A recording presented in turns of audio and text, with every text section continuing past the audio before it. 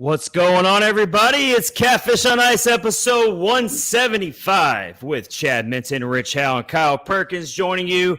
Guys, I can't imagine what we're going to talk about tonight. I know. I got something. I went to the dentist today. Nobody wants. No, okay. Nobody wants to hear about your dentist experience. Okay. All right. I was thinking about what shows are we streaming? What's our favorite ice cream flavors? I hear that Rich likes sherbet ice cream. I don't know. I just guessed it. Hey, Drive to Survive season 5 just came out. Just saying. Okay. I like sherbet. I don't know what sherbet is. I couldn't imagine what we're going to talk about tonight on Catfish on Ice. We do cover the Nashville Predators. There has been a little bit of news, so I guess we'll get into it. We are presented by DraftKings and Raycon. Promo codes THPN. You can see them right there on the screen. If you're watching on YouTube, we appreciate all of you. Please hit subscribe below. It helps a ton. If you're watching on Twitter, please interact with us and also follow us if you could. It'd be great. All right, we have tons to get into. We're calling this episode NHL Trade Deadline Madness. What else can we call it? God, that's so good. I have the Trotskys. The Trotskys? Gross. That's actually better, Kyle. That's way better. We're calling this the Trotskys. So great.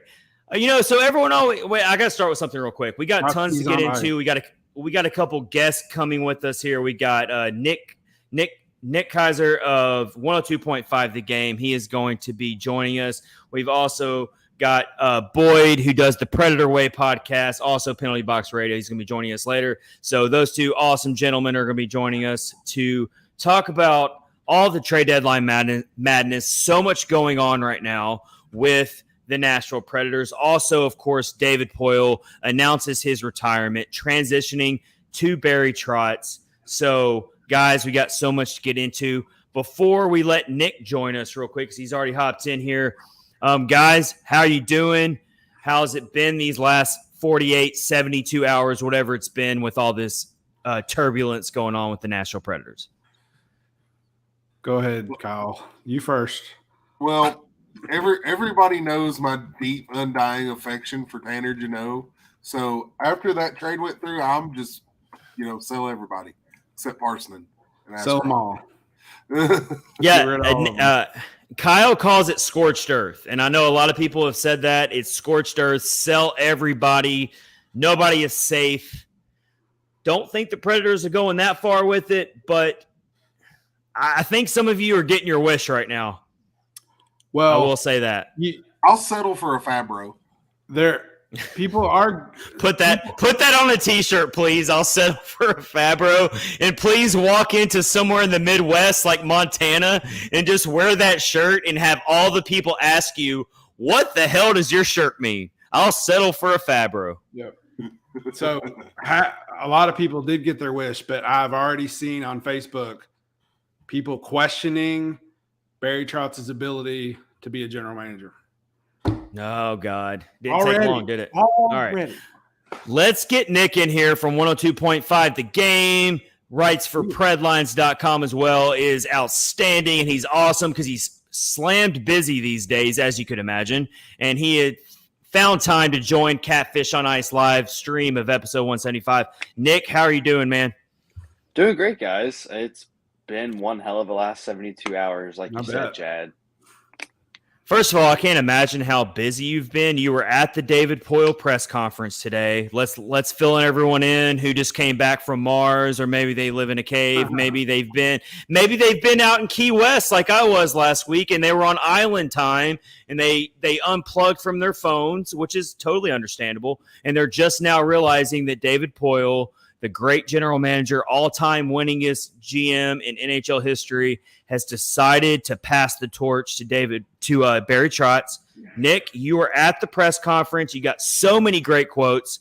Give us some of your top takeaways today from the press conference. So I actually was not in person. I ran the press conference because we had to air it. So I was there. I just wasn't technically in person. So I was down the line, as they say. It's fair. You were still there in our hearts. Yes, but closer than us. Do I now? You were closer than us. Well, I mean, it's kind of like being on the telephone with someone. It's just down the line. I talk to Pete Weber on a, nightly basis, kind of the same way. So I guess it kind of counts the same. But it was a fantastic press conference, just the way they had everything set up from what I could see. I was really pushing to be there, just to be honest. But I know I have my midday duty, but it was still fun to be part of it. Responsibility was a lot, but it was a lot of fun. I had a lot of takeaways from David Poile. I think he answered a lot of questions that I think people had about his future. And honestly, I think I'm really excited about the Barry Trotz because he's someone, it's a no-brainer. I think if you look at other executives in our organization, any one of them would have been great. The fact that Barry took his time and he knew what was best for him, that's fantastic. And I always go back to, I was listening to a podcast called The Ringer, and he was actually asked about his future most recently there, from what I could gather. And he told them that I'm still thinking about it. I don't know necessarily what I'm going to do yet. But at that point in time, because when that podcast was up, it was December. So I just was thinking, wait, I bet he's been the advisor possibly at this point, because he's been an advisor for at least almost 2 months, and he's going to continue to be in that role. And he even said today that he wasn't necessarily piecing together trades with David. He was in the room, though. He was part of the conversation. Yeah. So that was pretty cool. So he's starting to have his hands with how he wants the team to look. So Nick, one of the things I got out of it was, and it came out right at the start of the press conference, was when David Poile said, "Oh, we've been working towards this for like 3 to 4 years," is what I heard. And I was like, okay, we were way out of the loop here, because we've always speculated Barry Trotz. Like when he left the New York Islanders and they let him go, and Preds fans are always going to be so loyal to Barry Trotz, and they did him dirty. Let's be honest here. The New York Islanders, it still doesn't make any sense why they let him go as head coach immediately. And we've done it on this podcast. Kyle Perkins over there used to roll his eyes every time we would bring up Barry Trotz to Nashville. Not because he didn't think it would happen, but just because it got exhausting to talk about it all the time. I did not expect it to happen this soon, honestly. Nick, I want to ask you first, were you shocked by this? And then let's go to Kyle and Rich and get their thoughts on just the initial news of it. No, not really. No. The fact that it came when it did, maybe a little bit more so. I think even if they had announced this in May or April, I would not be shocked. I think this is something that the Preds, like you said, they already knew. They've been talking about it for a couple of years. Now, keep this in mind. The window for all of this is Trotz came into the picture pretty recently, but David has been telling ownership there's a really good possibility my years are numbered. So, I mean, smart by him to tell them. I think better late than never to go grab someone that you really like. However, I do think you will see some teams, if they fire their GMs, Trotz isn't kidding. I could see a guy like a Scott Nickel, a Jeff Kelty, or even Brian Poile go to another organization, because those guys have been here for a very long time. We all know Scott Nickel played here. We all know that Jeff Kelty's been with us for a long time. And Brian has had a lot of tutelage, from his dad. So any one of them would have been great. But it doesn't surprise me that Barry is going to come in. Barry is going to fit here like a glove, because he loves this town. He reiterated that like 1,000 times throughout the whole day. And I'm excited to see what he does. And this will be his first draft. So I'm curious. Oh, yeah, good point. I'm curious to What about you, Kyle? I'm just curious to see what he does. Yeah, no, I didn't think about the draft, but he's going to have his whole hand on that for sure. Kyle, give us your initial thoughts, man. It's going to be interesting to see how, like you said, how he drafts. what style of player he seems to want to go after. Trotz had a particular style back whenever he was coach, which wasn't a super exciting style of hockey. So will he be drafting that same kind of player, looking to see, especially forward-wise, how they lean? But the amount of picks they're going to have, they should be able to put a package together to get a pretty high-end guy in this draft. And if there's a draft to go for it, this is going to be one to go for it. If you get a guy that's in this top 5 of this draft, you've got a franchise changer. Yep. I'd make a package and go for it. And that is a good sell comment. Tickets at least. There's our good friend Tim. Yep.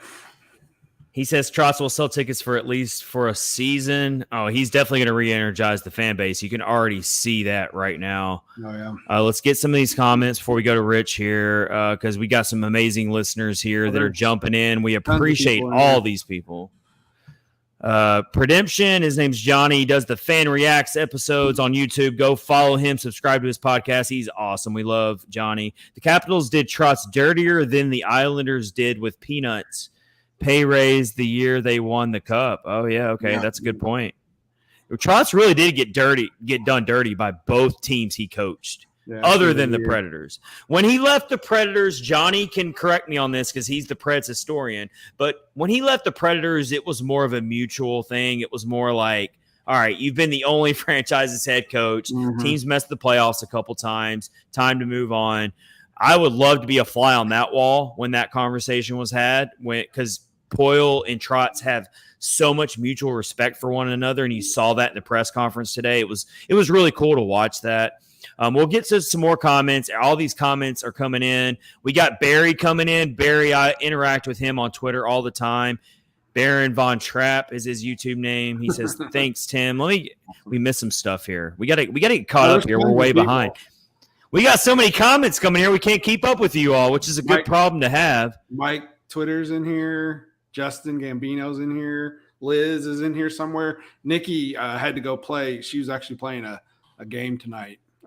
And she's also the big Dallas Stars fan too. So she's got to focus on her Dallas Stars here. CJ, everyone's awesome.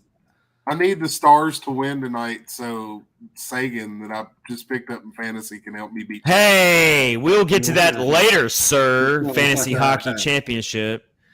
All right. People don't care about our fantasy hockey league right now. We got too much to get into. That's on the back burner. We'll save that for this summer when there's no news going on. Yeah. All right. Great comments, guys. We'll try to get to all of them. Keep them up. We appreciate it. Let's get to Rich. Rich, we haven't gotten your thoughts yet. What are your initial thoughts on the press conference and all this stuff here? It was good. Hopefully this will shut a lot of people up. They finally are getting what they wished. except for the people on this live stream. Don't shut up on those people. Don't listen to Rich. Don't shut. Not you people. We love you. People are okay. No, I'm just kidding. It was good. It's good to see some change. Finally, we've had obviously several years of the same old. We didn't know for sure that this was going to be the outcome, but as soon as we heard that Barry Trotz was moving back to Nashville, you knew something was going to be up. We just didn't know exactly what, and then you heard him say, "Not really ready to coach." So I think all this has been brewing for a while. So it's awesome. It's good to see. So when I first came across the tweet from Elliot Friedman, it had only been out for like 3 minutes. That was how old the tweet was. I just happened to be scrolling, timeline scrolling like we all do, and I immediately jumped on it, took the bait, didn't even look for the blue check mark, didn't even look at the handle. And immediately I'm thinking, I just probably got baited here. This is probably one of those fake robot accounts. And I just got baited. I'm going to look like an idiot here because I always make sure that I don't fall for those accounts. And I did my research and I started seeing it come out. I'm like, no, this is the real Elliot Friedman here. Yeah. This is really happening. So, Nick, let me get back to you, man. First of all, thank you for joining us. You do awesome work for 102.5 The Game, the midday show, the flagship station of the Nashville Predators here in Nashville. All of you do such amazing work. and we appreciate you all giving us the great coverage that we all need as Predators fans. Nick, some other things that you took. What do you think? What do you think Trotz is? What do you see the consulting role with Poile and Trotz?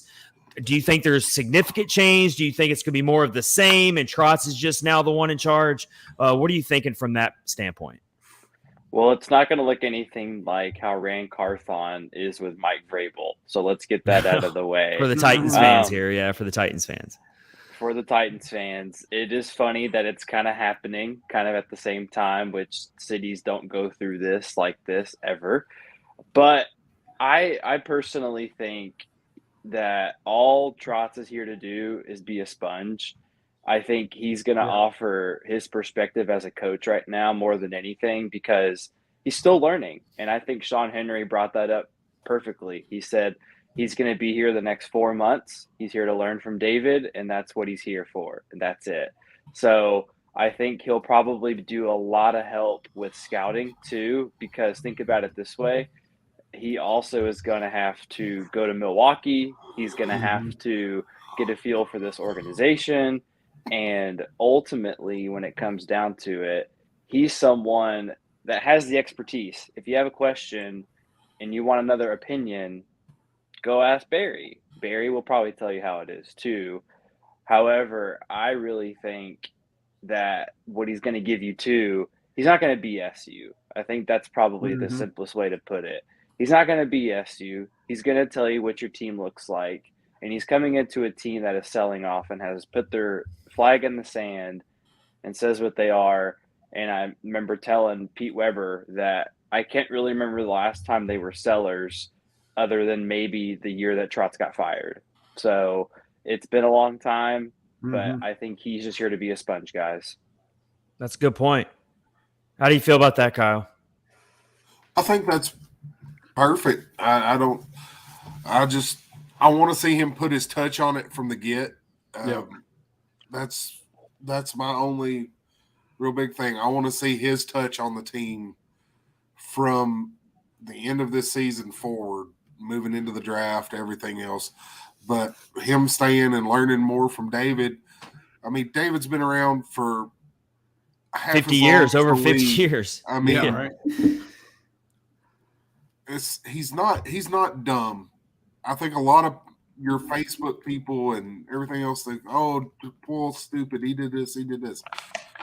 The man wouldn't have a job for that long if he wasn't good at it.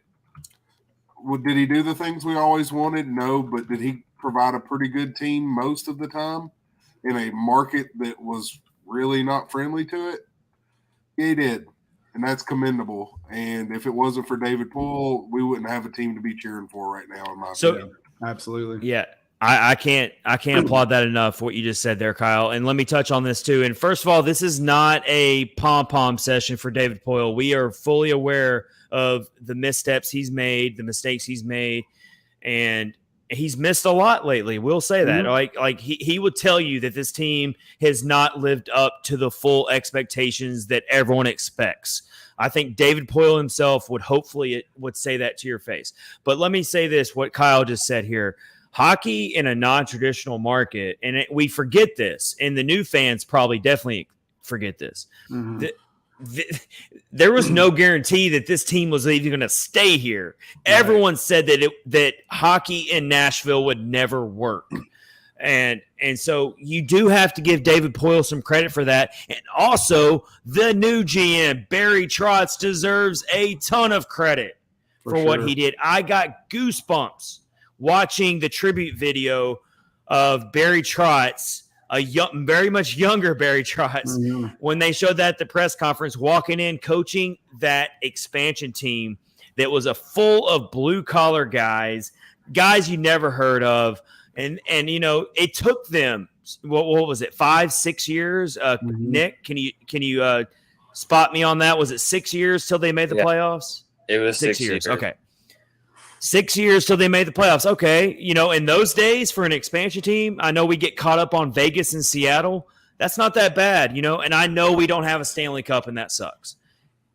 That does, but we've done this segment on the podcast before. We've looked back at how long it took new teams in the NHL to win a Stanley Cup. The Predators are nowhere near the longest team it took to win a Stanley Cup. It is hard to win a Stanley Cup. Barry Trotz today said, it's not only, you can agree with it or not, but he's a head coach, and I think he knows more than all of us here. He said that it is not only hard to make the playoffs, it's also really damn hard to win in the playoffs. So they brought everything into perspective here for us a little bit. Let's reset. Let's calm down. Let's take a deep breath here. And I'm re-energized. I am, if you can't already tell. Like, I'm talking a little bit louder tonight. I'm a little bit pumped up. Maybe I drank a little bit too much Red Bull tonight. I don't know. But Nick, it's been awesome. Thank you for hopping in with us. We got a scoop. We got another guest coming on. Nick, you're awesome. He writes for Pred Lines. He does the midday show for 102.5 The Game. Go follow him. We'll tweet it out. Thanks, Nick. We appreciate it, man. Yeah, guys. Have a great night. We'll talk soon. Good seeing you again. All right, man.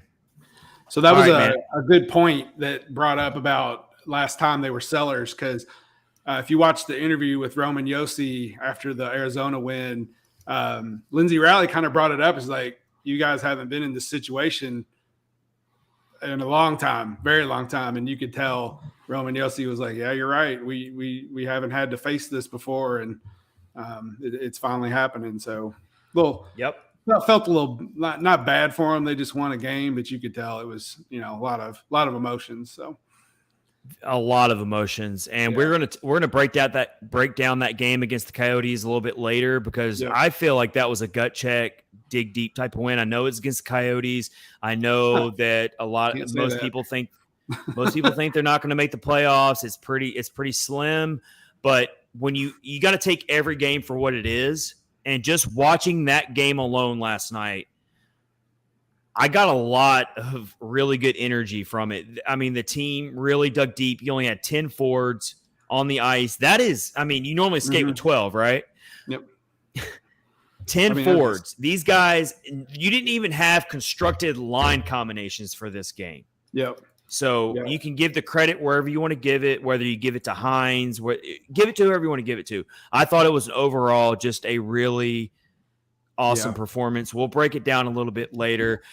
Let's round out this opening face-off segment of episode 175 with David Poile stepping down and passing on the torch to Barry Trotz. Let's wrap up the opening face-off here with, what does this mean, gentlemen, for John Hines's job security? We saw that Barry Trotz, this was from the Tennessean, I saw from Paul Sabrina of the Tennessean, Preds beat writer. He shared a really good article that I read today regarding that whole transition, and basically Barry Trotz is going to use this as an evaluation process for John Hines. So Rich, let's go to you first. We'll go to Kyle then. How many games are left? Like 25? 25. It's a 25 game job interview. That is exactly what he's going to be in, and how he handles himself in this next 25 games is going to determine whether or not he gets to keep his job. I'm going to go with, he's probably not going to be the coach next season. Okay. I saw the interview. Barry Trotz said he likes John Hines, said he's a good young coach and all that stuff, but I don't know. You're not just going to come out as you're not even the GM yet and go, he sucks, I'm firing him. So I think he's in a long interview process.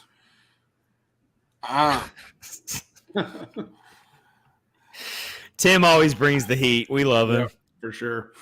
We do love him. Oh, Lord. I think Trotz will go with his own coach, just simply for the fact that general managers like to pick their coaches.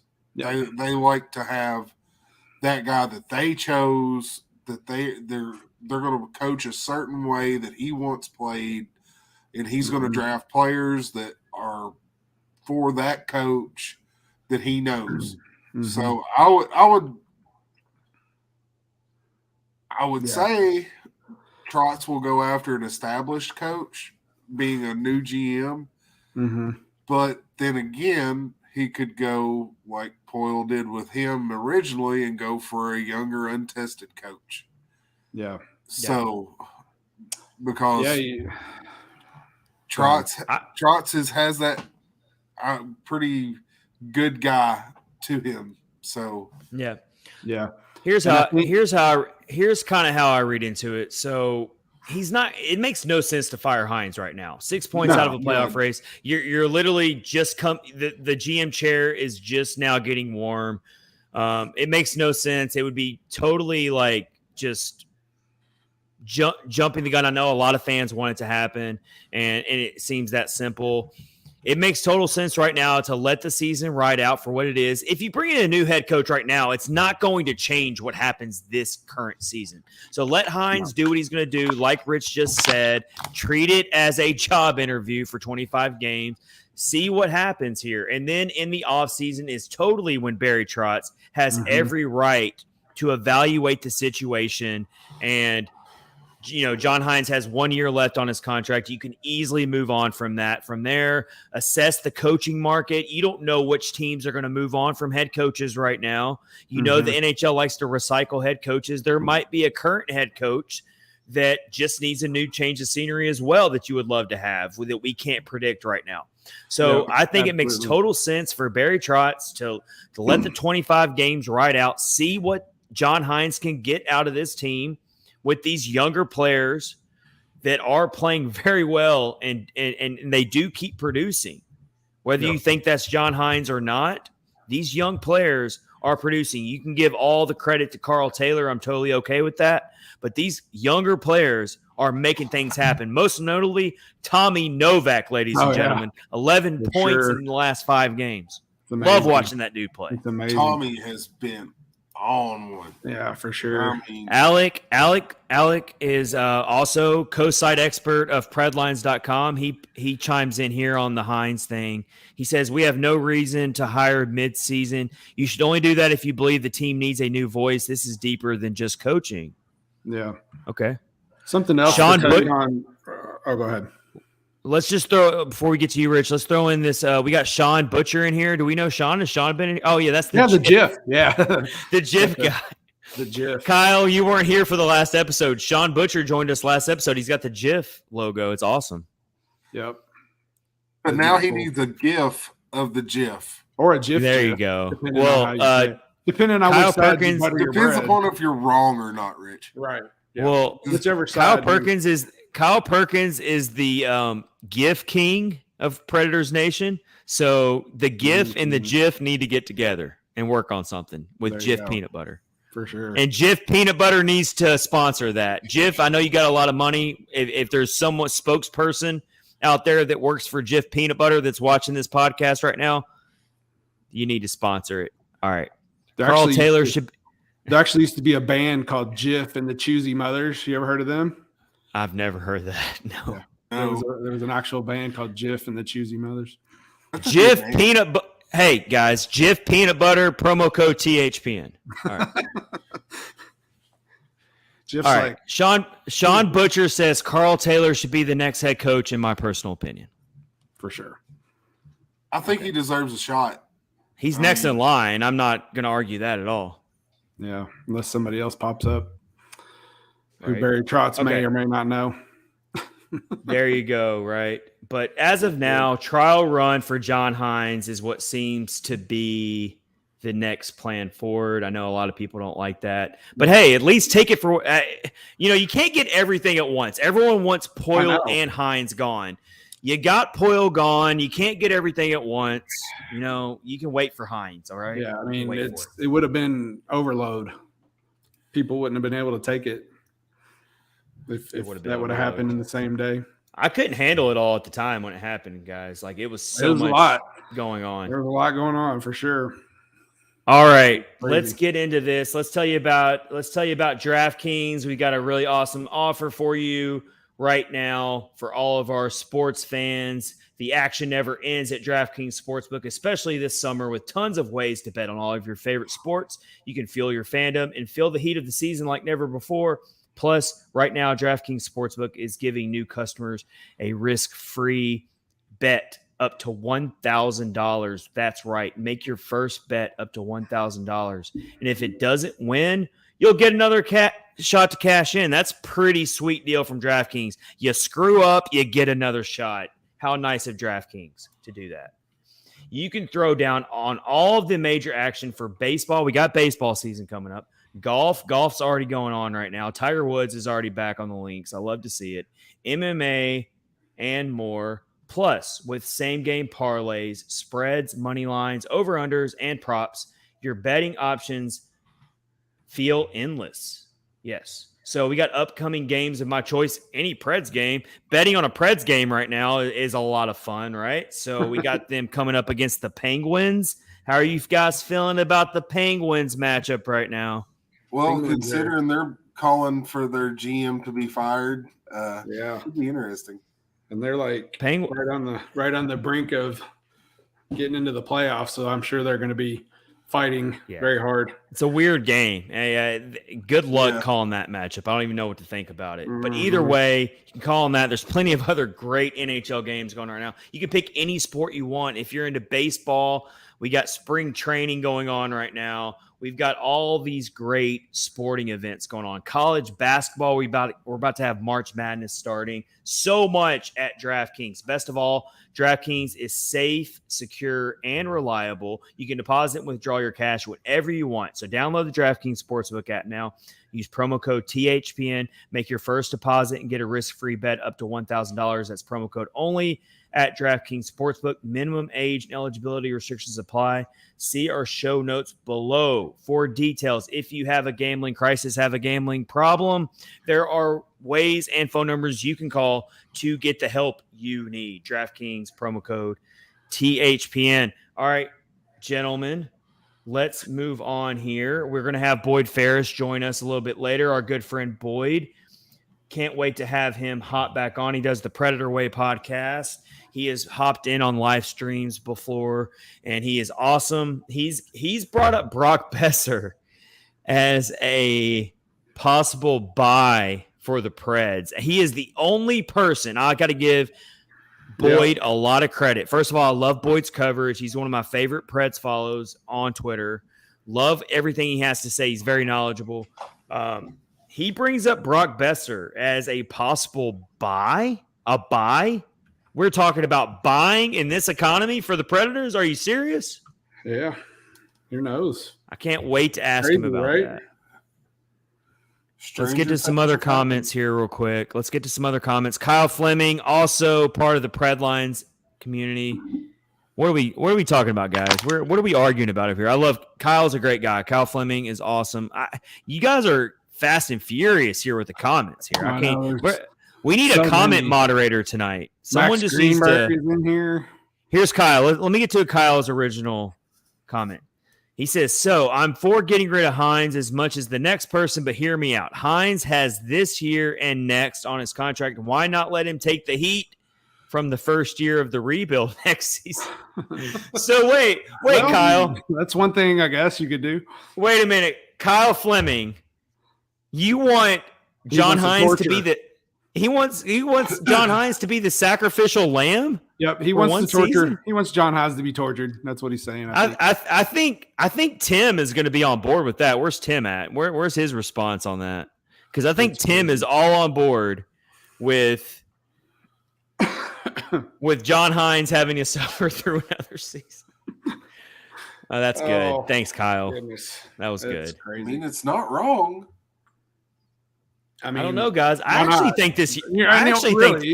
Think about it. Why not? For sure. Like, if you're not expecting him to do anything next year, let the young guys play and let him see what he can do. So now Landry, which is the dog's now typing. Landry says, Kyle Fleming, we need to drug test you. LOL. Oh, Kyle. But Kyle says, where's it at? Hold on. There it is.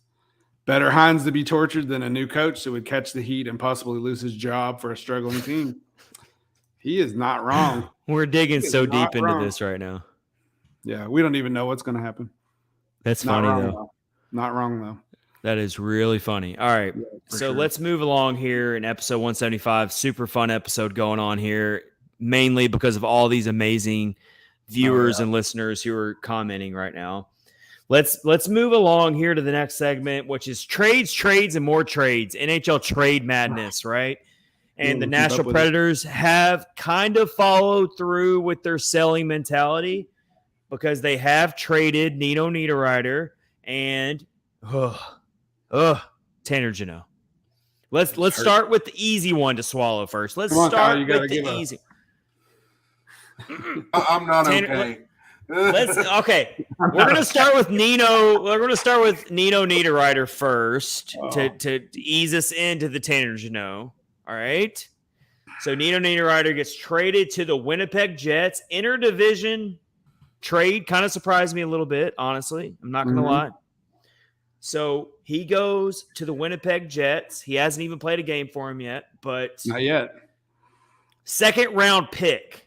A lot of fans did not like that return. They thought that was ridiculous. I didn't think it was that bad. What are you going to do with Nino Niederreiter for the rest? I mean, what is he in the long-term future of this franchise? I mean, he's a great player. He's a great leader. He's a class act. I love Nino Niederreiter. I appreciated the time he had here. Second round pick, I don't know. I'll take it. I'm kind of like indifferent. Kyle, what about you, man? I mean, is it a great return? No, but you didn't really spend to get him. You only had to pay him for half a season. You got something for a rental, so I'm not really upset. Yeah, I like second round picks. I'm gonna tell you right now. I like second round picks. Second round picks are juicy. You can find a lot of gems in the second round. It's not like these fourth and fifth rounders that we're going to talk about, third rounders like we're going to talk about with the Tanner Jeannot trade. A second round pick is a pretty valuable thing to get out of a Nino Niederreiter that, yes, he was scoring goals for an offensively starved team. I get it, but you're selling, right? So get a second round pick. Yep. Well, and that's the thing too, is I'm sure when word got out that Nashville was going to be selling players, I'm absolutely positive that lots of people showed interest in Nino Niederreiter. Why would you not? And maybe that was the best that he could get. I mean, maybe he just doesn't have as much value as we're thinking. So yeah, I don't know. You know? I mean, I think they just saw it as. Go ahead, Kyle. I'm going to use a something I haven't done in a while. A car guy analogy. All right. Just because you watch the Barrett Jackson auction on TV and you see somebody's 1970 Chevelle on there go for $200,000, it doesn't mean that your 1970 Chevelle with Bondo and see-through fenders and see-through floorboards and no engine is worth $60,000. Okay. Not every player is worth a first round pick. That's true. Nino is a good player. He's not worth a first round pick. I'm sorry. Not as a rental. No, I agree too. Especially considering his age, considering he's not some dynamic offensive player. Offense sells. It's the NHL in 2023. Offense sells. You know, Nino Niederreiter is a great two-way player. That's why he got a second-round pick out of him. Let's not undervalue a second-round pick. That's how I feel about it, honestly. I agree. I'm more than happy with that second-round pick. Let's get Boyd in. Boyd Ferris is in. Our good friend. Let's welcome him in. What's up, boys? How are you? What's up, man?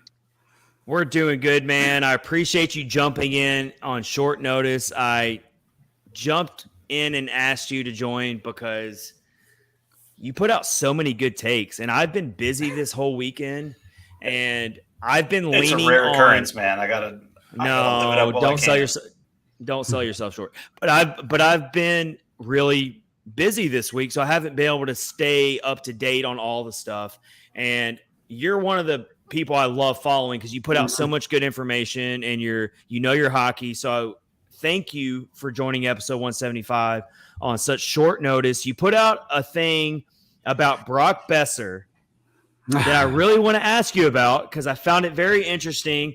And But first of all, tell us, how do you feel about everything that's happened in the last 72 hours? I know it's a loaded question, but just real quick, briefly, we want to know your thoughts on like David Poile moving on because it's such a big story, one of the biggest stories for this franchise in a long time. Well, I mean, you look at it and it's a bunch of things coming together at the same time. I mean, as we heard through the presser today, this has been multiple years in the making. He already knew this was going to be his last season. And when it became pretty patently obvious, the Predators were more than likely not going to make the playoffs.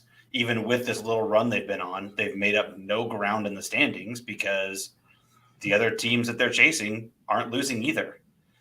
So as those pieces start to come together and as the need to sell as well as some of the opportunities to sell came into place, that also becomes the right time to just sort of go ahead and make the transition happen. And now everybody goes into this week with a clear picture of what's coming, which is David Poile stepping away. Even if it was planned, now we know. Even if, even today, Barry Trotz gave David Poile the credit for the Nino trade and especially the Tanner Jeannot trade, which, what a trade. Ooh, and, right. But Barry Trotz had his fingerprints on that and helping make the decision and who knows, he probably wasn't part of the exact negotiations, but you can see the wheels turning. And with a rebuild on the horizon and an important week for the Predators, it just made sense to go ahead and get that ball rolling. And it allows the Predators fan base to use the rest of this season going into the summer to, have that opportunity to honor everything that David Poile did for the Nashville Predators, for the city of Nashville, and for the NHL at large. I mean, I was listening to, I believe it was 32 Thoughts today, and a comment from Elliot Friedman was, with David Poile at the helm, the Stanley Cup Finals, and especially what the atmosphere was like, not just in Bridgestone Arena, but in the city of Nashville, changed how the NHL views the Stanley Cup Finals and the venues and the locations that they can utilize. Having the streets packed with people and concerts and all these things happening around a Stanley Cup final game made the NHL say, we need to look at using our locations as a benefit. So now they're having all-star games and on beaches, like this past all-star game. Seriously, though, I mean, that's that's a good point. 15, 20 years ago, that stuff doesn't happen. And, we don't necessarily love all of it. Not all of it lands, but they are trying. So, you give some credit for that. But the fact that even from a national media perspective, they're giving David Poile some of the credit for really pushing the NHL forward with some of the things that have taken place in Nashville, should really just help sort of give more color and more weight to his legacy in the National Hockey League. And it really then sets the table for the week ahead into the deadline, going into the summer, to say things. What a time really for changing. It to happen. Oh, yeah, I think the timing of it is what's crazy to me. You're talking the week of the trade deadline, you're making a GM switch. But when you see, David Poile come out and say, look, we've been planning for this for years. Where have you guys been? We've been doing this behind the scenes. So it's not really crazy from their point of view because they've been working towards this and planning for this. But from our outsider point of view, what a time to make this announcement with everything else that's going on. But Boyd, I got to get back on you. Brock Besser, give me your pitch on this. No, that's fine.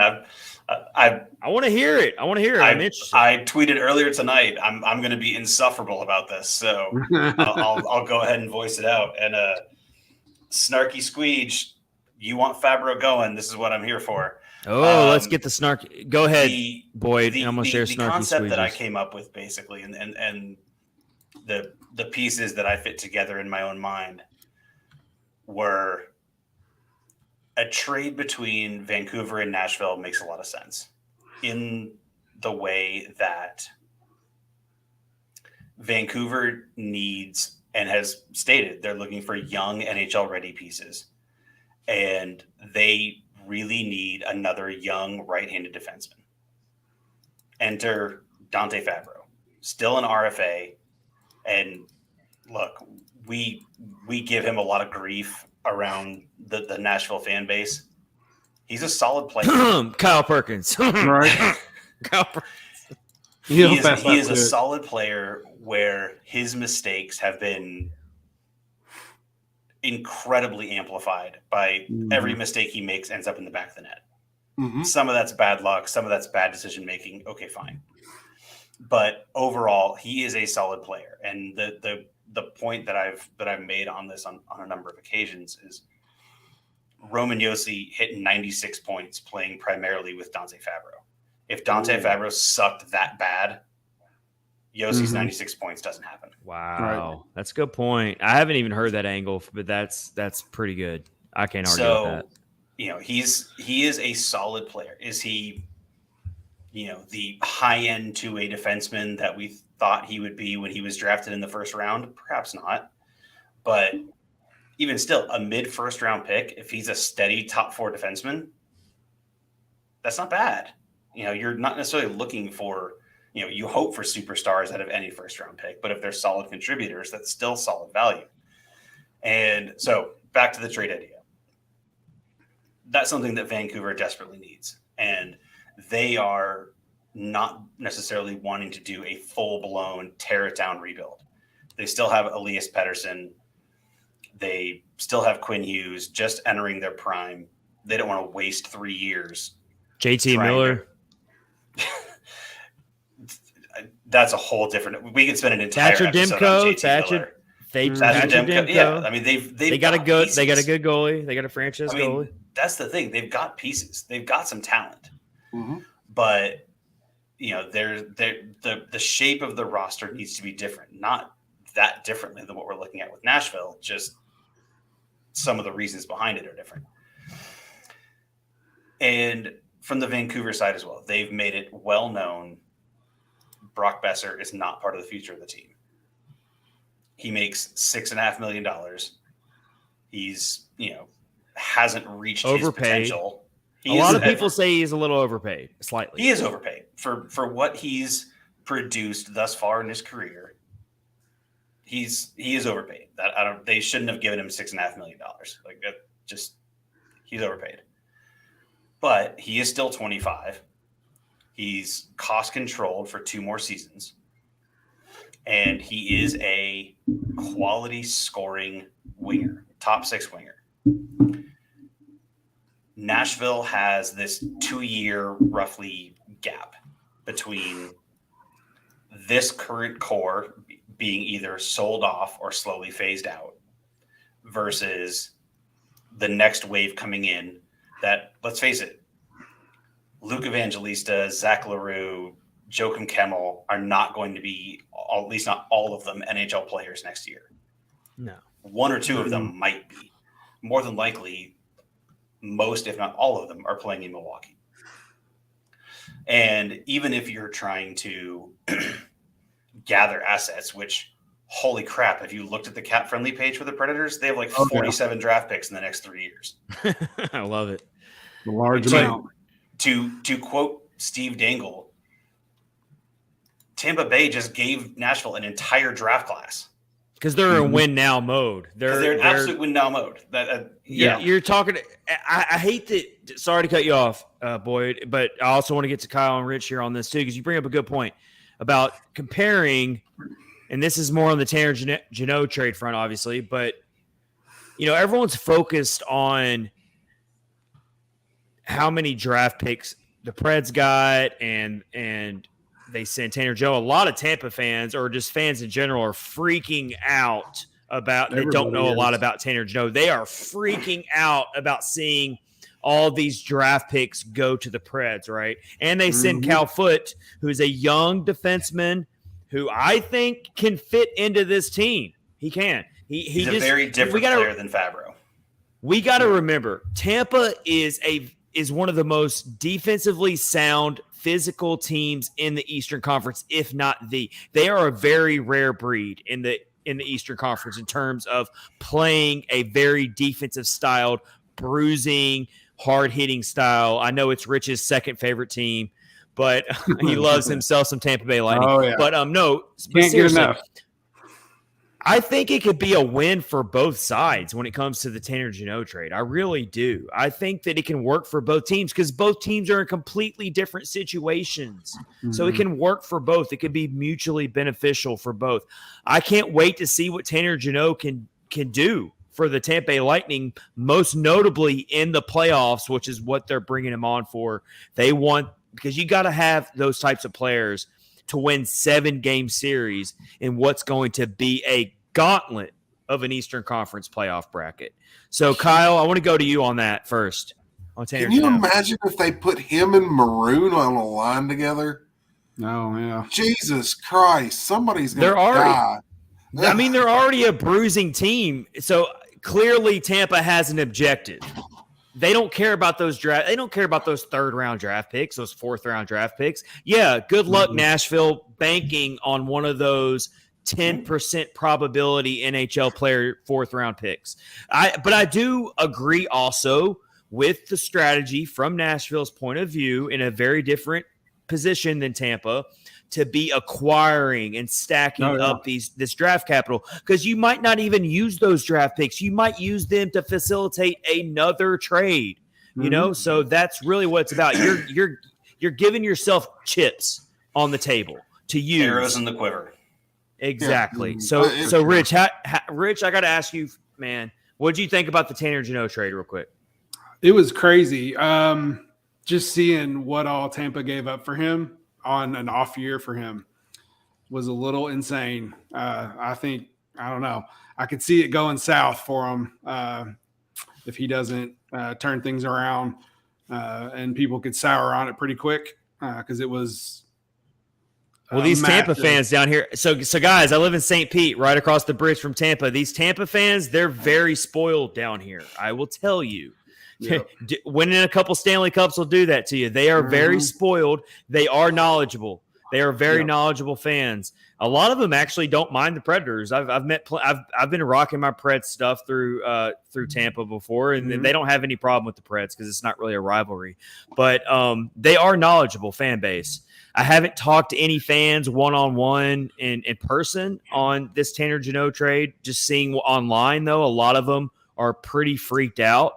Yeah, probably because they haven't really watched a lot of Tanner Jeannot, which wouldn't be any fault to their own because they're following the Lightning. But I think once they see him actually play, they're going to fall in love with him instantly. Or if they're watching highlights on him or whatever.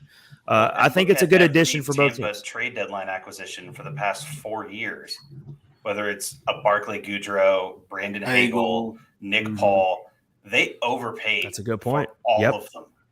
Because they don't care. They're out here trying to win cups.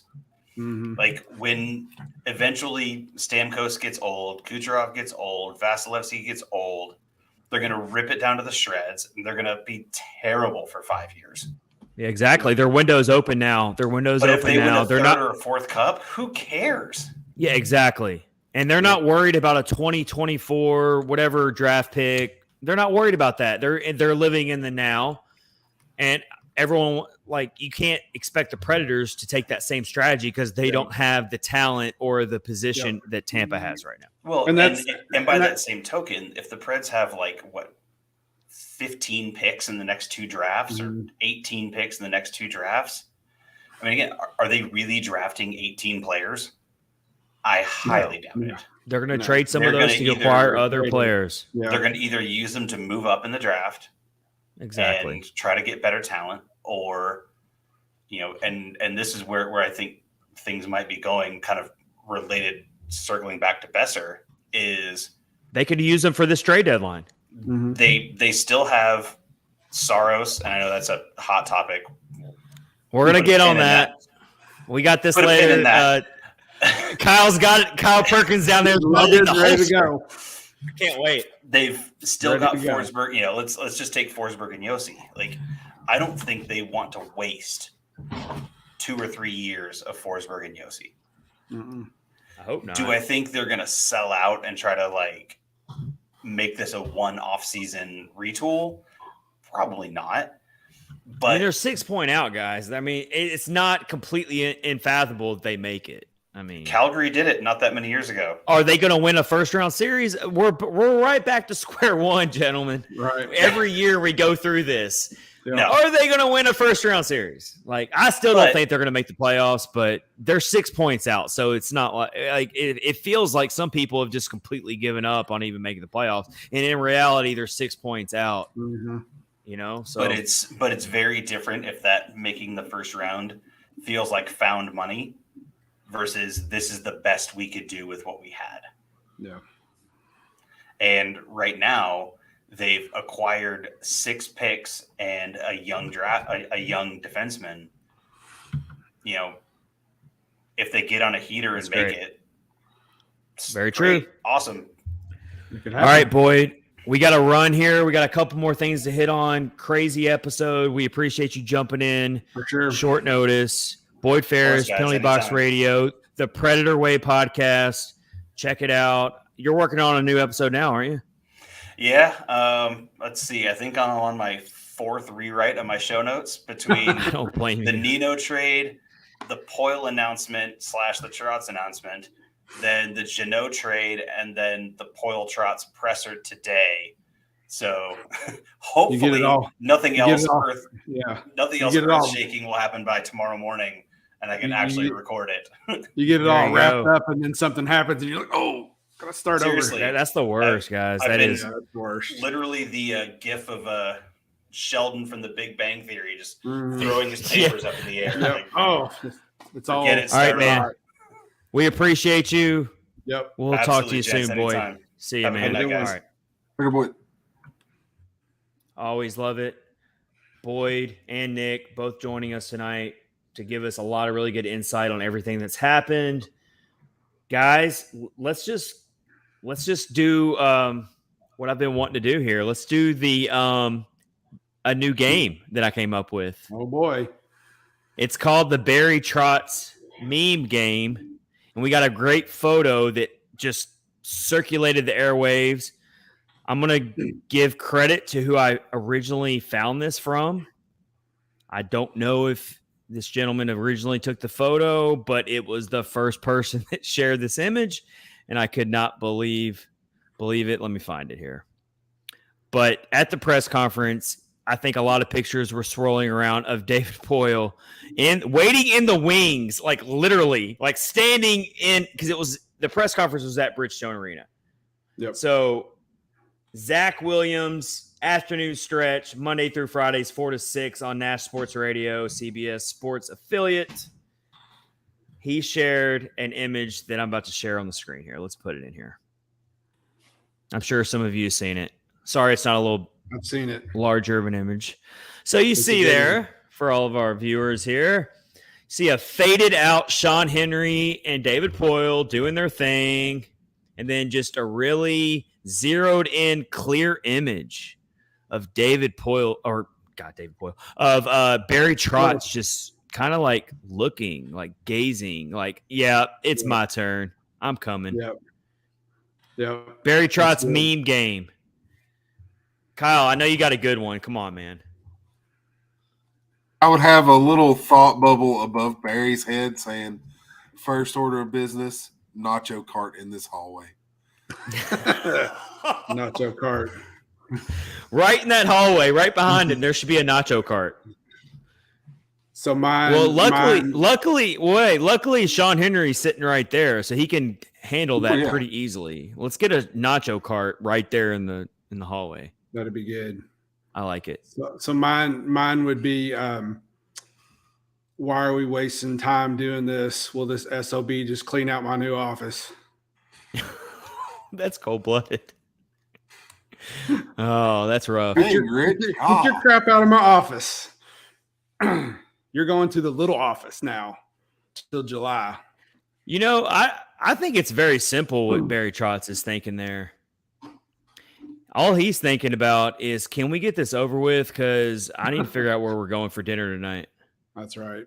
I really think it's that simple. Mm-hmm. He just wants to know what restaurant we're going to tonight to talk about it. Like, he's not even thinking about it. He's already known for 3 to 4 years that he's eventually going to be the GM of the Nashville Predators. This has been years in the making. He's thinking about dinner. He's thinking about dinner plans. This is midday.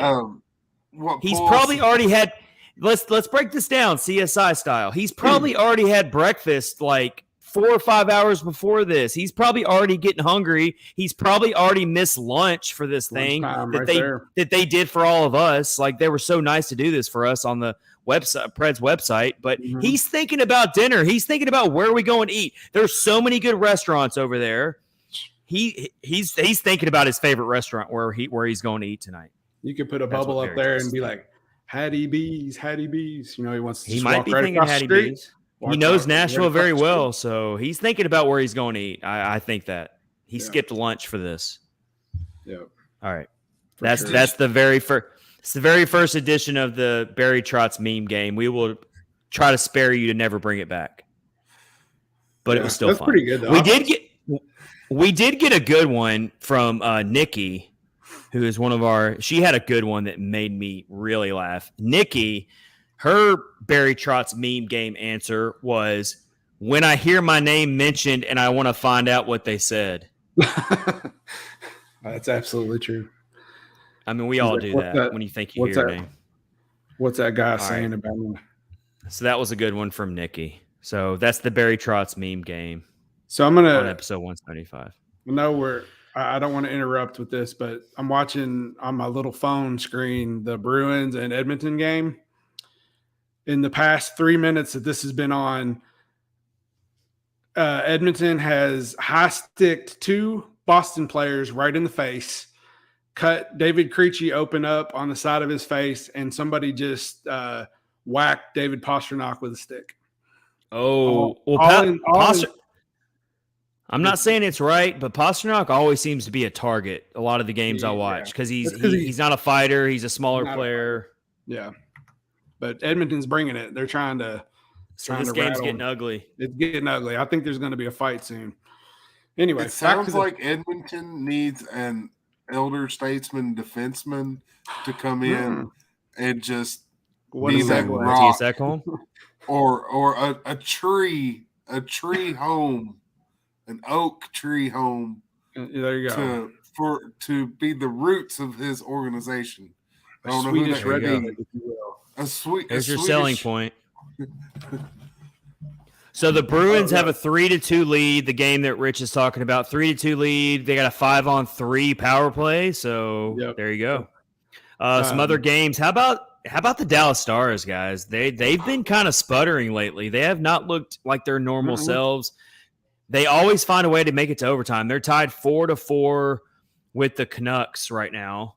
Oh, wow. So we'll see how that goes. Of course, their newly acquired trade piece, Dadonov, is already scored in his Stars debut. He came from the Montreal Canadiens in a trade for Jeannot.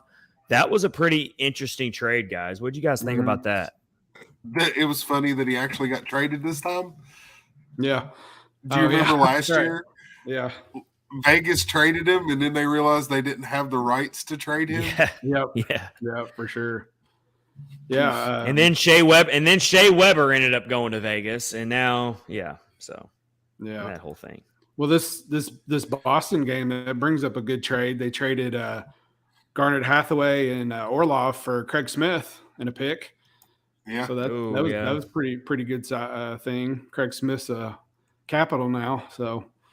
That was That's interesting. We're gonna touch on this a little bit more. We want to get a little bit more into the Tanner Jeannot trade speculation. We want to touch on the Coyotes game real quick because that was a really important game. I really feel like for this franchise, I thought it was really impressive. I know a lot of people are gonna laugh at me about that, but and then we have to talk about the speculation of trading Saros because it came up on the Twitter waves. I've got one viewpoint on it. My esteemed and amazing co-host Kyle Perkins has another viewpoint on it. I don't even know where Rich stands on this. I can't wait to hear from him. And then y'all don't bully me on this. And then also we've got one more question to ask ourselves to round out the episode. We're going to ask it now and ponder on it. We need some comments on this. We're going to ask all of you. As Predators fans, what was the number one player that was traded away from this franchise that was the hardest to watch play in another uniform? Hardest player to watch that was a former Predator that was traded away, and you had to see them skate out of that tunnel wearing another team's sweater. We're going to round out the episode with that question. We'll all give our answers. Put the comments below, and we will talk about it. Before we get to all that, to round out this jam-packed episode, we got to throw some love to our other sponsor, Raycon Global Wireless Earbuds. This time of year, everyone's talking about making big changes, which is all well and good. Hopefully, you've already started making your changes because we are almost in March, everybody. But most of the time, pretty unrealistic. I've actually found that the smallest changes to your routine can make the biggest impact. Like the Predators, they're making small changes to make the biggest impact. In the same way, you don't have to break the bank to make a big deal purchase. Even the smallest things can be a big part of big change if it's something you use every day, like my Raycons. Raycon is premium audio at the perfect price point, so you can build great habits without breaking the bank. Build those great habits by, listening to podcasts, going on that walk, going jogging. Those wireless earbuds fit in perfectly to listen and fill out your day. They're awesome. Whether you're looking for a pair of everyday earbuds, low latency, gaming headphones, or a speaker with a battery that will last all night for your next party, Raycon's got you covered. And yep, Raycons start at half the price of other premium audio brands. So you can have to choose between products. You can get one of each and a pair and a spare and still pay less. They have 3 customizable sound profiles, earbud tap functions, noise isolation awareness mode, custom gel tips for the perfect fit, most comfortable in-ear fit, crystal clear quality, water and sweat resistant, so you can jump in that swimming pool with those earbuds in. They're water and sweat resistant. 8 everyday earbuds or 11 everyday speakers, hours of playing time. Ready to buy something small with the big impact? Go to buyraycon.com/THPN today to get 15% off your Raycon order. That's buyraycon.com/THPN to score 15% off buyraycon.com/THPN. Every purchase has an easy and free return guarantee. They offer buy now, pay later options. Raycon wireless earbuds and speakers with promo code THPN, 15% off. Thank you to Raycon for sponsoring the podcast. We love y'all. All right, guys, let's get into it. Kyle, I'm going to ask you right now. I can't get on board, man. I'm sorry. I cannot get on board with trading away UC Saros unless you are giving me in return a very generational, proven player in return. I'm not in the business of dealing off franchise goaltenders like they fall off trees. I think the risk is way higher of going after of rolling the dice with Lankinen, Askarov, or some other goaltender and seeing how long the rebuild lasts over the risk, which there is a risk. There's a risk of keeping Saros. I'm not denying that. There is totally a risk. Yeah. There's risk with both options. I look at it, I grew up watching football. And I look at your franchise goaltender just like a franchise quarterback. Dealing Saros scares the living hell out of me, even if they are going to rebuild. I don't want to lose that foundational piece. I just can't get on board with it. You got to give me something really, really solid in return. So, Kyle, I want to hear your thoughts on that. I don't think he's a generational talent. When you go into the generational talent, that level of play, you look at Connor McDavid, you look at Alex Ovechkin, they are so much clearly better than everybody around them. They have no peers. When a player has no peers, they are a generational talent. Dominic Hasek, generational talent. Marc-Andre Fleury could be in that conversation. I don't see Saros as being that guy. Is he a great goaltender? We don't know. He could become that, though. That's the risk you're taking. He could, but you would think he would already be showing that level of dominance at his age. So, but how much? Well, devil's advocate here, and I think Rich is chiming in on it too. Devil's advocate here, and I get what you're saying. It's a really tough dilemma here. It's not an easy answer to pick one way or the other here. It could happen. We don't know which team. There's going to be teams who are probably on the phones right now as we speak doing this podcast who are chiming in on Saros. And it's if the Kings and the Oilers aren't, they're both stupid. That's just all there's to it. No, you're right. Yeah, you're definitely right. My thing is, it's all about risk analysis here. Risk analysis for me. And I don't like messing with the goaltender position. And that could be me to a fault. Maybe I have my philosophies and priorities all wrong. Maybe there's these really smart NHL people out there who cover the game who think I'm an idiot for having that priority. But I just hold a very high value in goaltenders. And even if Saros isn't a generational goaltender, he's definitely top 5.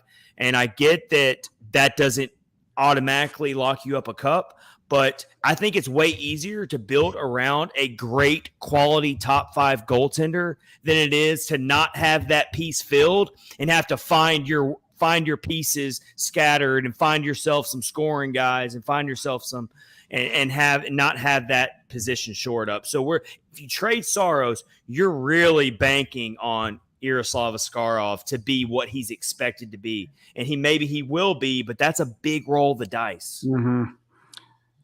Well, Wayne Gretzky said you miss 100% of the shots you don't take. All right.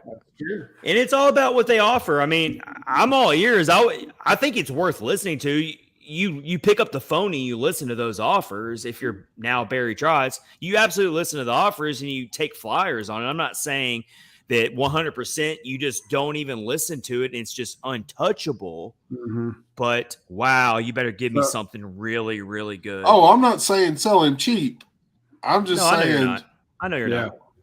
So my thing is that you, Rich. You hurt somebody to get him. Yeah. The thing about the generational talent is he might be right now, but we don't know because of the team that has been in front of him for the past 2 years. He has been left hung out to dry multiple times. How many times on this podcast have we said they did it again? They screwed Saros. Yeah, exactly. He did everything he could to keep him in the game, but this team in front of him this year has been horrible, and they were bad last year during stretches. So there's that aspect of it too. I got a jersey. I really don't want him to go, so I got a jersey back there that I paid money for. And I've said this for multiple weeks now, going back a few months. You know how this is why the Preds can't truly commit to a rebuild is because of UC Saros, because he steals games. He wins games you're not supposed to win. So in that respect, yeah, it's kind of like, let's just trade him away and really commit to the rebuild. That plays into the whole scorched earth thing that people want to call it right now, which I understand, but you're always going to be just good enough to be exactly where the Predators are every year if you have a goaltender like UC Saros. So why not take the shorter path and build around him instead of just ditching that and rolling the dice on something new coming in, unless it's a really proven generational type of player that fills a need, which this team's major need, we all know, is a dynamic, scoring, center. Like not a young center like Cody Glass, who is doing outstanding and he's coming into his own. Yusuf Parson coming into his own.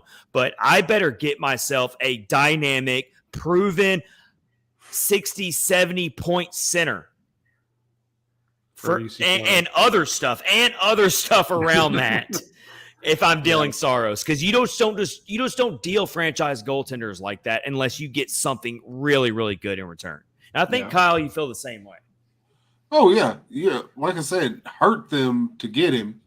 You want to bleed their pocketbooks dry, pretty much. And there's teams that will hurt to get him. You're absolutely right about that. There's teams that will hurt to get him. I can't wait to see if some type of offers get leaked. If someone leaks something where the Predators say no, but this team ends up saying, "Oh, this is what we offered," and Barry Trotz said, "Nope, that's not good enough." I would love to see.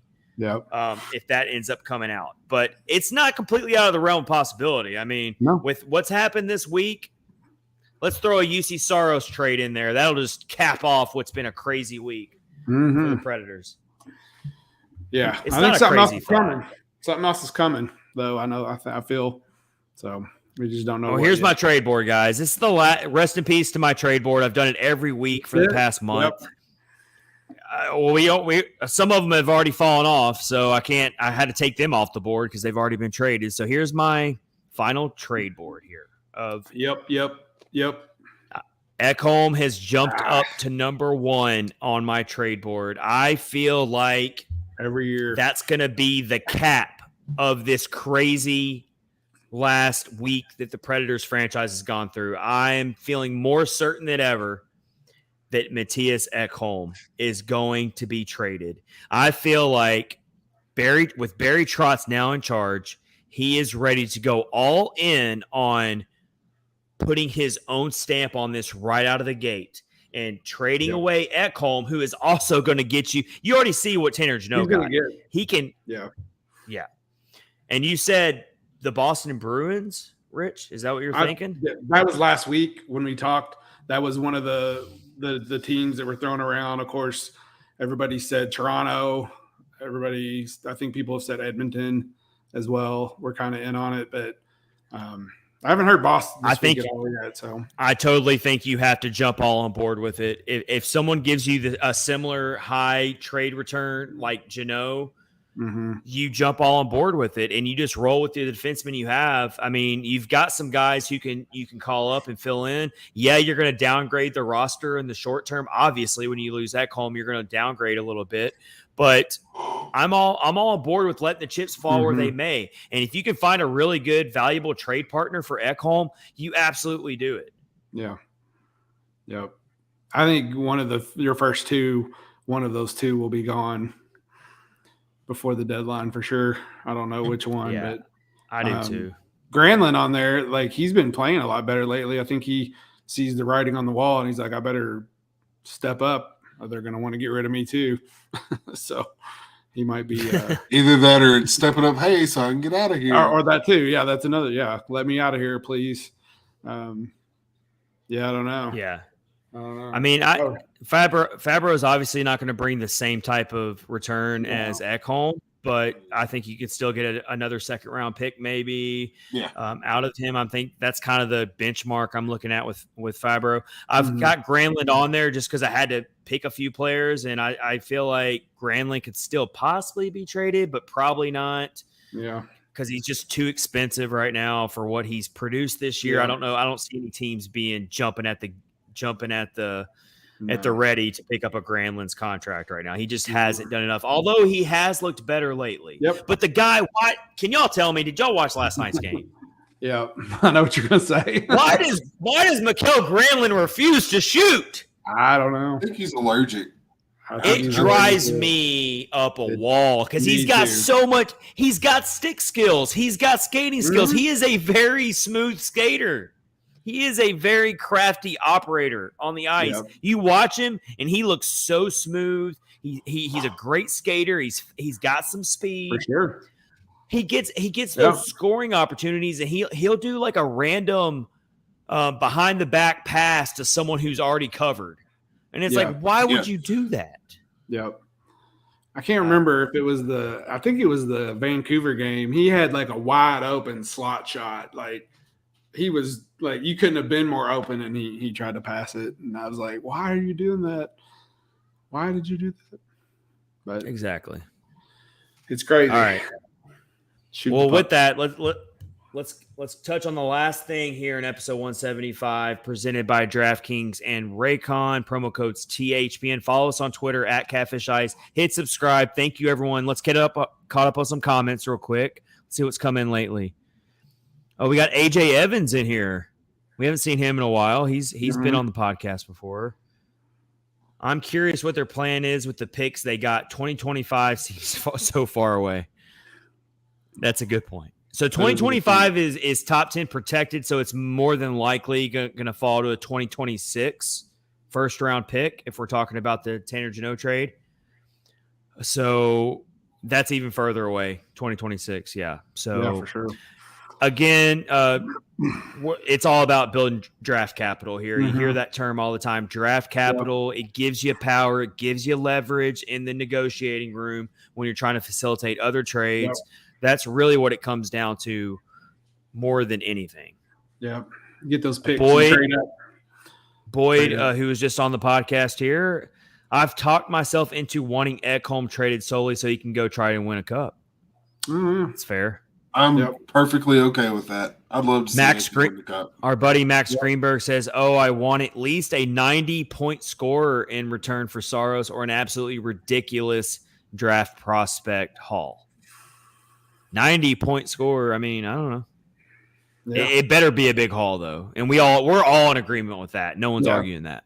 No one's saying give Saros away for nothing. No one's that crazy. No. Don't do it. And then Snarky Squeegee, which is our buddy CJ, says Colorado won by trading for Kemper, Darcy Kemper, who is, Yep. There you go. Great comments from everybody. We appreciate all of you. You guys are all amazing. You really are. Let's touch on the Coyotes game real quick. How did you guys feel about it? I'll tell you first. It was one of the most enjoyable Preds games I've watched in a while, and I'm not being over dramatic here. Yep. I came into watching that game having no clue what kind of team we were going to get. Didn't know what their effort level was going to be. I didn't know what their structure was going to be. I was really worried that the Coyotes, who have been on a little bit of a heater lately, not even stretching the imagination there, they have. They shut out the Tampa Bay Lightning earlier this month. They've beaten Boston this season. They've beaten some good quality teams this year. They're not a pushover. They're not by any means. And they've got some scorers. That Nick Schmaltz guy is pretty good. Clayton Keller is pretty good. They got some speed. And, our good buddy Connor Ingram was in net, who's also been playing very, very good hockey. But he had a rough night at the office, and the Preds had – did you guys notice the same thing as me? The Preds had a ton of structure with their offensive attack. Their zone entries, they gave up the first goal to the Coyotes, and I was a little worried that was just going to be the end of it, but they kept it together. I was worried about the gas running out of the tank because they're playing with 10 forwards, 7 defensemen. Yusuf Parsons out. Philip Forsberg's out. Ryan Johansson's out for the season. You've got so many excuses you can lay out there for why this team would lose this game, and they go out and win 6-2 and put out a really good effort. They did. I think they were playing on emotion too. They were probably, hey, we've been dealt this. Now we've got to go make the best of what we have. And like we talked about earlier, you could tell how emotional Roman Josi was. I think probably everybody in the locker room felt the same way. And they were, we got a job to do. Let's go handle business. And they played really well. Really well. And I know people will say, oh, it's just the Arizona Coyotes, but like you just said, they shut out Tampa Bay the other night. Any of the teams can beat any of the other teams any night. So they're not a pushover by any means. There's no easy days. There's not. Nope. Take them one at a time. I agree with what Rich said. I think a lot of it was emotion. You lost Jeannot in warm-ups. I mean, at the end of warm-ups. I didn't even mention that. Yeah, I left that one out. And, you know, you just lost Nino, who's been your leading scorer all year. It's just – They had every excuse. They had every excuse to lay a dud in that game, and they didn't. Yep. They came out and they played hard. They played for each other. Mm-hmm. Younger guys stepped up. I mean, Saros made the saves when he had to. Roman Josi puts up 2 goals and an assist, 3 points. Tommy Novak, we mentioned earlier, is on a heater. 3.9, 11 points in his last 5 games. He is just looking so comfortable. He's driving the play. All your young guys are making very noticeable impacts every time something good happens with this Matt team. Duchene had a 3.9. So I want to ask you guys about this. So this is something I really was watching during the game. I want to see if you guys agree with me on this.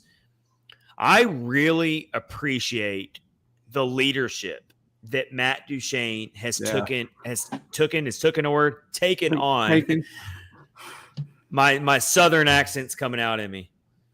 I really appreciate what he has taken on in the absence of Philip Forsberg through all the turmoil. He has always been accused of being a streaky player, always been accused of bowing out of games, not being completely locked in, whatever you want to call it, not a true leader on the ice, like a true captain type of player.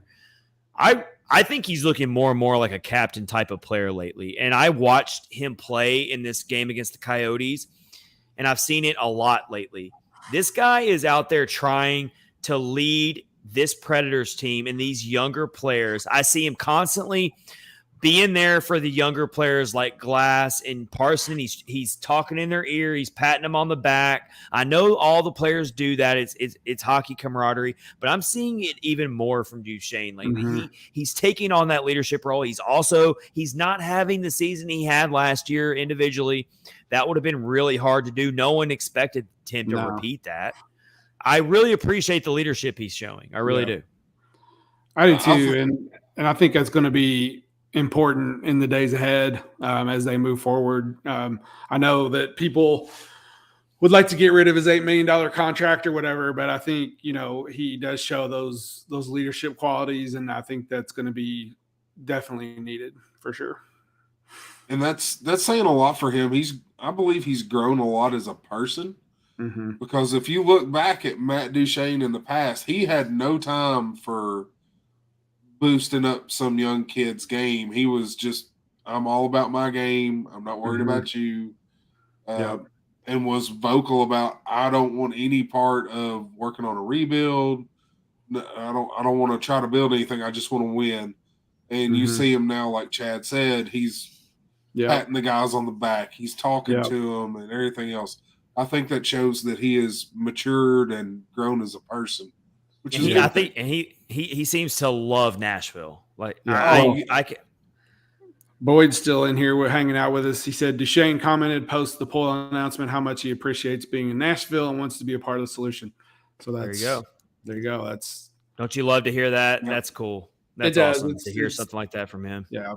You hear people talk about scorched earth and it's going to be horrible for a long time, but if they leave people like him, and obviously Roman Josi's not going anywhere, leave those guys, in place, I think that'll take the sting out of what's probably going to happen. So, well, if there's any way that the Predators are going to somehow make the playoffs this season, obviously the young players are going to play a key role in that, like they're doing. Especially when the schedule ramps up. The Predators have kind of taken advantage of a softer part of their schedule lately. Let's be honest here. So when the schedule ramps up and some of this competition gets a little bit heavier, Matt Duchene's going to have to be one of those leaders, because they're going to hit another hard patch here. You're looking ahead here. First of all, guys, I will be in Sunrise, Florida to mark off their NHL arena. I'm catching the Preds and the Panthers down in Sunrise, Florida this Thursday. So, good tickets too. Good seats. Yeah, like $22 ticket to sit 10 rows from the glass. Like, I guess nobody wants to go to Panthers games these days. But That's going to be a long road trip there that's going to test them. But again, it's kind of a softer schedule. You look at these opponents, Florida, iffy, but they have a ton of talent. But the Preds have already beaten them once this year. Then they get Chicago, Vancouver, Arizona again, and then the Kings and the Ducks. That's their road trip right now. Winnable games, guys. Yeah. So we'll see. Maybe not that Los Angeles game. The Kings are good. How good would it be to see Victor Arvidsson win a cup? Oh yeah, for sure. Now the end of March is brutal. You get Winnipeg, New York, Buffalo back to back against Seattle. You'll have Pecorine's statue unveiling there. Then you get Toronto. Then you get Boston. Then you get Pittsburgh. So you better take advantage of the soft portion of the schedule now because end of March is brutal. Yeah. Make hay while the sun shines. That's right. All right, it's been an amazing episode. Episode 175, Catfish and Ice. So much to cover. We've had a blast doing this. Thank you to Boyd and Nick for joining as guests. Yep. Thank you for all the people commenting. We're going to leave you with this. Did anyone answer our question? Did y'all do your homework? The question that I told everybody? There's so many comments, we'd have to really dig deep. All right, we're going to ask it again. Anyone watching live, get in on it again right now or tweet at Catfish Ice if you download the podcast the next day. What is the one player that was traded away by the Predators that was the hardest to watch skate out in a new uniform, in another team's uniform? Jordan Tutu. Ooh. Tutu. Kyle's jumping out with Jordan Tutu. All right. I'm going to say – well, I'm going to say the trade was Victor Arvidsson. I did not. Thank God it wasn't Pecorine, guys. By the way, well, this would be a runaway. I was going to modify the question and say that was the hardest player to watch leave the game. But trade wise, I would say Victor Arvidsson. That was. Oh, really? So mine is definitely Shea Weber. Seeing him in a Canadiens jersey after the PK Subban trade, which I was super pumped about PK Subban. I was like, I couldn't. Hornqvist was a good one that we can always count on Johnny to put one. So Max, it says Shea Weber. I say Shea Weber as well. Shea Weber. Let's see. Boyd said Hornqvist Cup winning goal in Bridgestone. Oh yeah. AJ said PK. Okay. PK Subban. All right. PK or Weber. Hello, Lindsay says PK or Weber. Mike Twitter said, I don't know if I could click it. Victor Arvidsson. Yeah. All right. So mine is Shea Weber, a close second, and I'm still bitter about this, is Craig Smith. Oh, yeah. Craig Smith in a Boston uniform broke my heart because Craig Smith was one of my favorite players. He was he always brought it. He was so consistent. You never had to question his effort. You never had to question his energy. He brought it 100%. When he scored goals, he got the crowd going and amped up. To this day, I do not understand why the Predators did not hold on to Craig Smith and they just let him walk that offseason. The Boston didn't even have to pay him that much. I need to go back and look at the original contract they signed him for, but it wasn't that much. It was ridiculous. I'll never get over it. Peanuts. I kind of feel bad for him because he was on the cusp of good possibility that he was going to win a Stanley Cup, and now it's definitely not going to happen in Washington. For sure.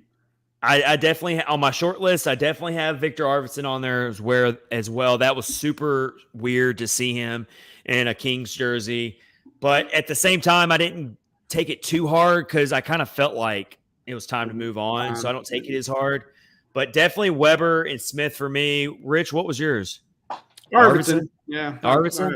Okay. I like them. I still do, but it was tough to watch him leave, even though it was. There you go. And then it's definitely too soon on Jeannot, guys, but it's going to be weird. It's going to be totally weird. I just don't. Okay. I'll give you all this one. So last Thursday, my oldest son comes in, who's 7, and he had been with his grandma, and he's got a Walmart bag. He's like, I got you something, and I think you're gonna love it. And he brings me in a pack of hockey cards. And Rich can tell you how rare is hockey cards in Kentucky. Yeah, it's like yeah, so, they're very, very hard to find. So apparently they had been in Walmart, and he found this pack of hockey cards, and he's like, open them. The first card in this pack is a Tanner Jeannot rookie card. Oh man! And I'm like, you got my favorite player. I'm gutted. I'm not okay. That's going to be so weird to see him in a Tampa jersey, but I didn't add him to my list because I haven't seen it yet. But I can already tell you it's going to be weird. Of course, Ellie Tolvanen. Well, oh God.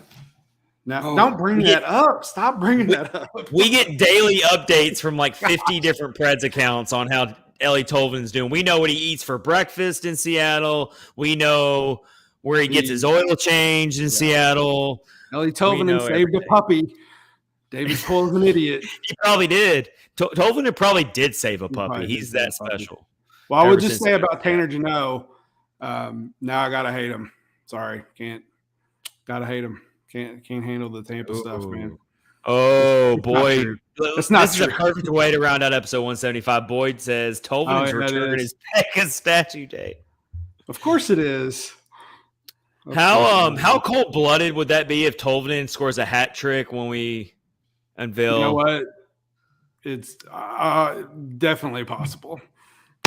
We'll have a 4-hour episode on it if that happens. All right. It's been a blast. It's been a blast. All three of us are in the Eastern time zone, so it's time for some Z's, but we appreciate all of you. I'm not even being over dramatic here. This has been one of the most amped up episodes I've ever been for. I've had a blast. Rich and Kyle, you guys are amazing co-hosts. This has been a blast. Everyone who's watching tonight on YouTube, y'all are amazing. Y'all are part of this podcast. Y'all make this podcast possible. So we appreciate all of you. We will bring you a new episode next week to react to what else happens after the trade deadline. And real quick, it's Kyle and Chad in the Catfish on Ice Fantasy Hockey League Championship. Did you tick off Kevin Lankinen, Rich? Lankinen's burner account. What happened there, buddy? I had Timo Meier. He hasn't played for a while. Then I had Patrick Kane. He hasn't played for a while. I had Travis Konechny. He got hurt. Had Taylor Hall. He got hurt. Bad luck, man. So true story. I checked this. True story. I checked the score on Friday. The matchup runs through Sunday. I checked the score on Friday. Yep. After Vasilevsky, I think it was Vasilevsky had like the big 40-something save shutout. I checked the score. I'm like, that's not going to be enough. I'm going to lose. Like, Rich has me. I didn't even check it on Saturday. I had my lineup set, but I didn't even check it. I was like, Rich has me. It's going to be Rich versus it's going to be Rich in the championship game. I thought so too. And I checked it this morning. I checked it to see the third place. I figured I was in the third place game.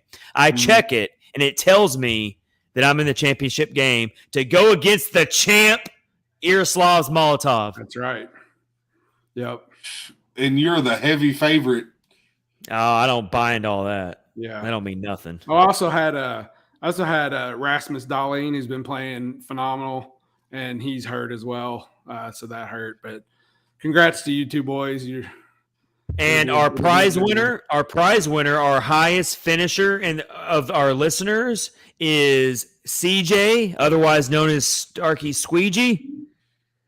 Snarky Squeegee. CJ, are you still in the chat? If you just put something up here, comment recently. If you're still listening, CJ, on the live chat, you are our fantasy listener prize winner. Yep. So we will work on a prize pack for you. We're going to send you a gift card. We're going to send you a shirt. Just let us know. DM me. Let me know if you'd like to have a shirt or a hat from Catfish on Ice. We'll send you a $25 gift card. You are the prize winner for the listeners because you finished the highest out of all the listeners in the league. So congratulations to CJ's team. It's probably going to be third because it's me and him, and he's got a definite advantage over me. So what's his team name? Berniers Crack House. Crack House, yeah. Beniers Crack House. That's one of the best team names in the league too. Beniers Crack House. It's a good one. All right. So CJ wins the listener prize pack. So good job, man. All right, everyone. We're out of here. Yep. Stay safe. Treat each other with respect. Love each other. Go Preds. Our next episode will be after the trade deadline. Take care, everybody. Have a good night. Have a good one. See y'all.